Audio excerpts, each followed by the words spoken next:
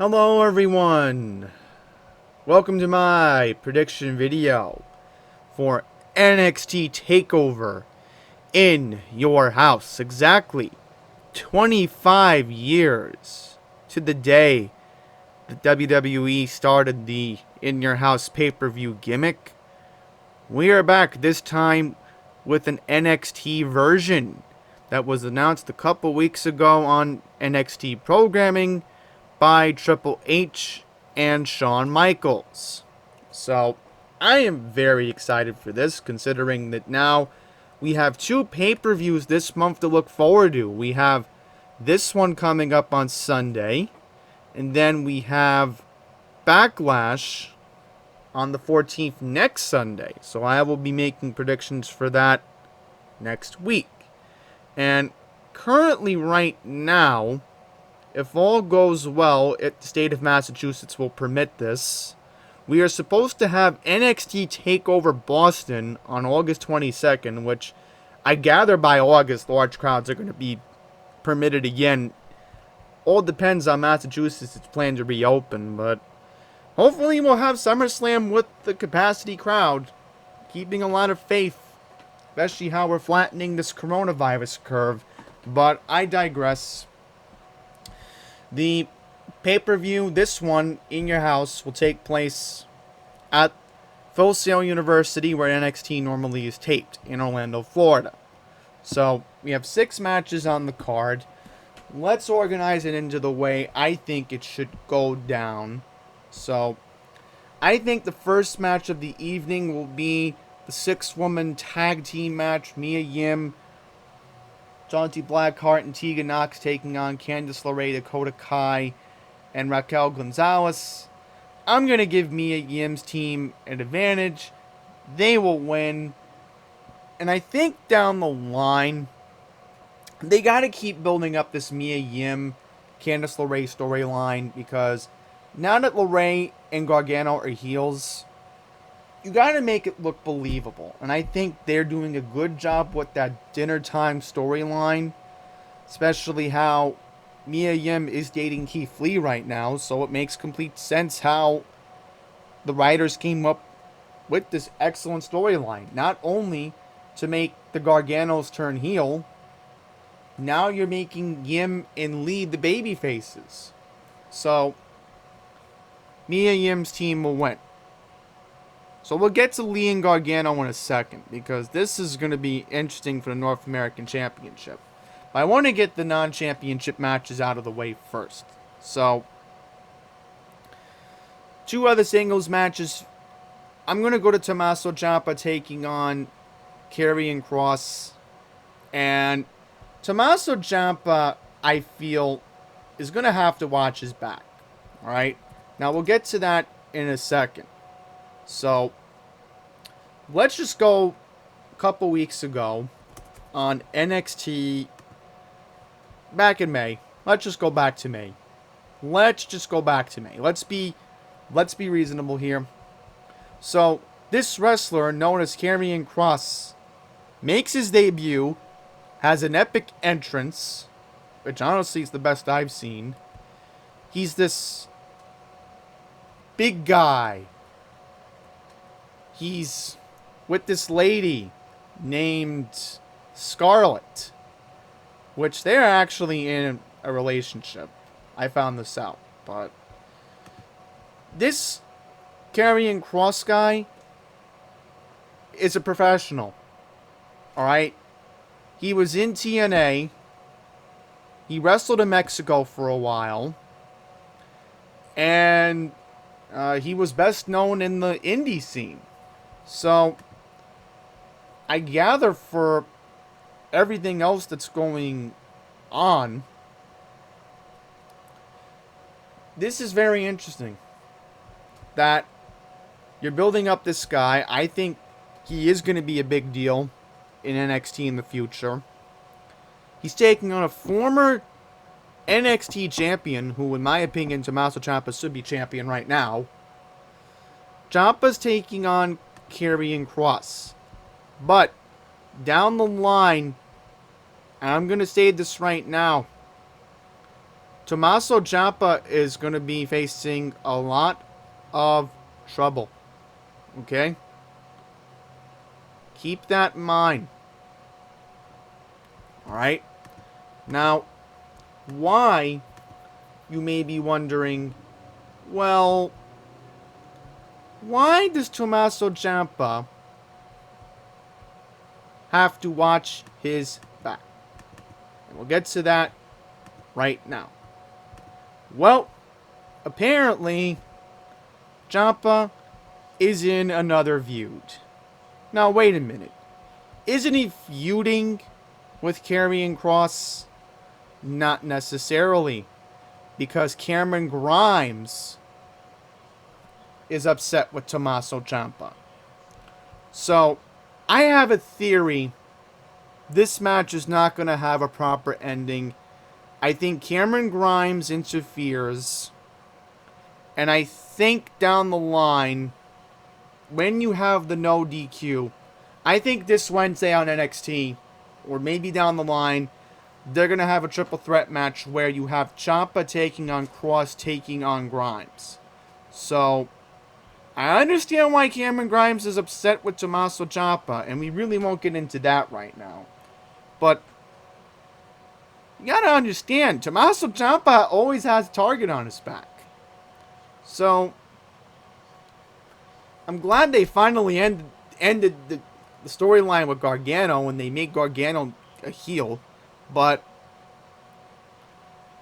it's going to be interesting to see what happens down the line. Okay. Finn Balor taking on Damian Priest. I think this is the end of the line for Finn Balor. I think it's all over for him. I will not be surprised after this match he leaves WWE and goes to All Elite Wrestling. Bottom line is, Damian Priest is going to be a big deal. You will hear more about him in the next couple of months. They've already built him up. So, I will be very shocked that Damian Priest does not win this match.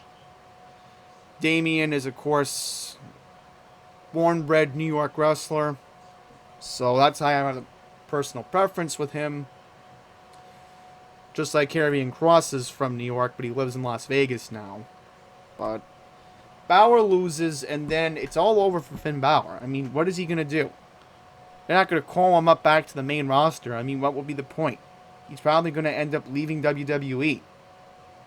I wish him the best, but this is the end of Finn Balor.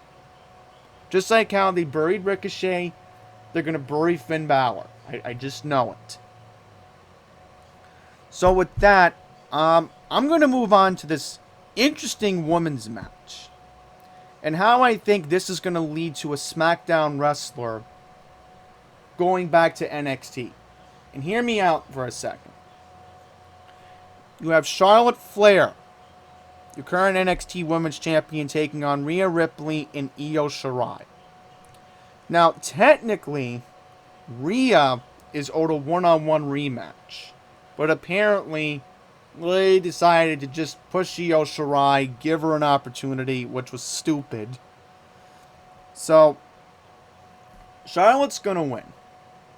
But, here's what's going to happen, I think, on this Wednesday's NXT. And I'm going to play the music right now.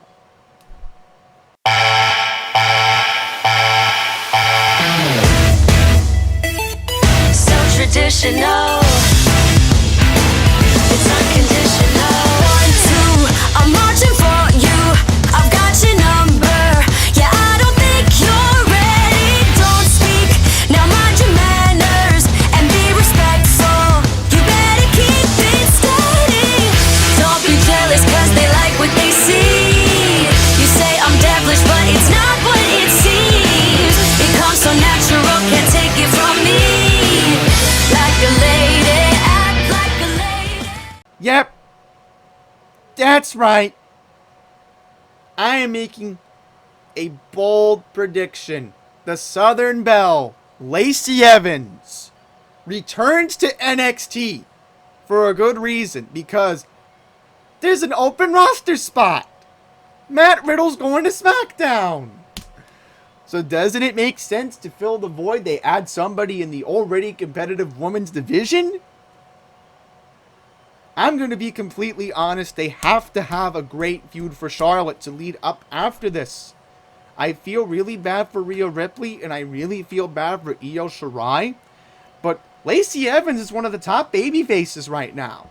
If you send her back to NXT, there's going to be a lot of positive reaction. So, expect it on Wednesday night, because I will definitely be very happy to hear that music come on Wednesday night. Okay. Next up, we're going to go to... Alright, now we're going to go to the NXT North American Championship. Keith Lee taking on Johnny Gargano. I think Lee wins this match because there's a lot of momentum for him. I think Lee needs to have a long reign with the North American Championship. And then maybe down the line, if things get heated between Lee and Gargano again, maybe those two have another match. But I think for now, Keith Lee will win. And before I get to the supposed main event, I want to apologize about the fan in the background. It is almost 90 degrees in New York today, and we're still figuring out how to get our air conditioning turned on today. So, I'm sorry, that's out of my control. I have to stay cool in my room as I'm taping this. Alright, so let's get to the supposed main event.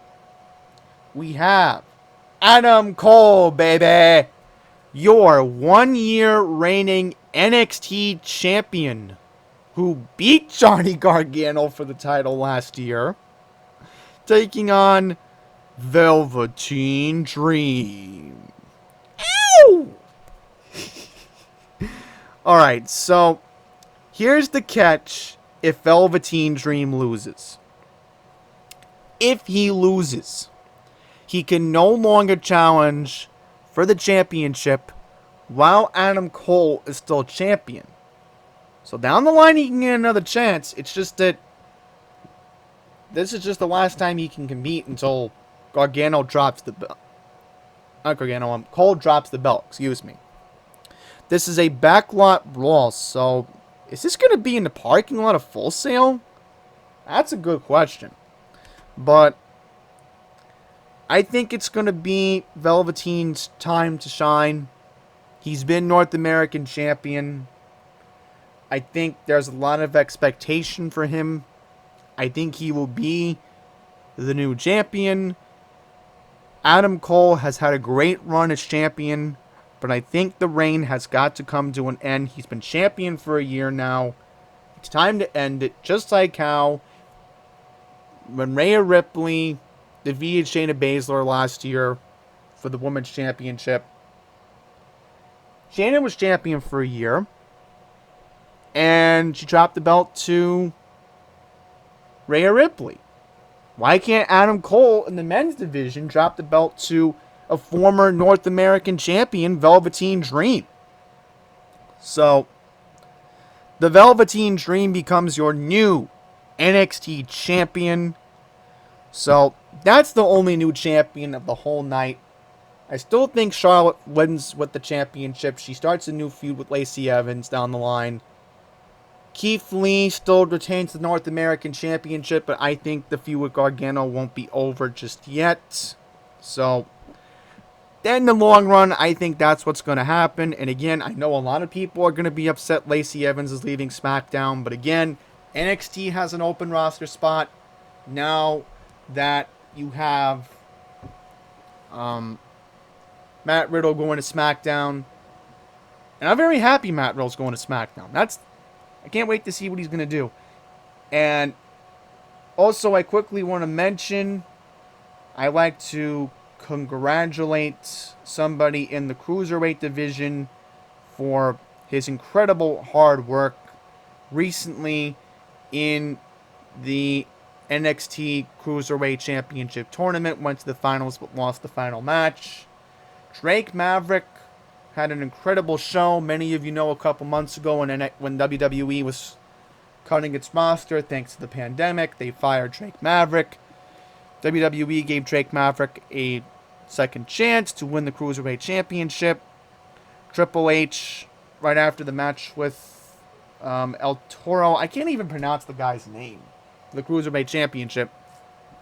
But Triple H did the right thing, offered Drake Maverick a new contract. I think Drake Maverick definitely deserves a new contract, no question about that. So, yeah, I think with that, I wrap up these predictions. So, obviously, you have to enjoy them from home. Once again, I know it still bites that large crowds will not be gathering, but hopefully, definitely before the end of this year, there will be crowds gathering again. I just don't know when. It's up to health officials, it's up to WWE. But I'm hoping in August we will have full crowds back in Boston. I'm keeping a lot of faith.